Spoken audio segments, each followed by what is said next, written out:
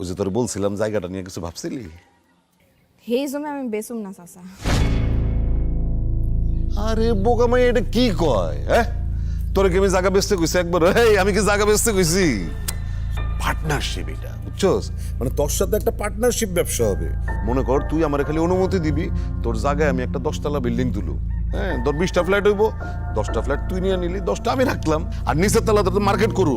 হ্যাঁ, ওইখানে তোর 2-4-5টা দোকান দিয়ে দিলাম, তুই একটা দোকান চালাইলি, সারা জীবন পায়ের উপরে পা তুলে চলতে পারবি। ভালো হইব না?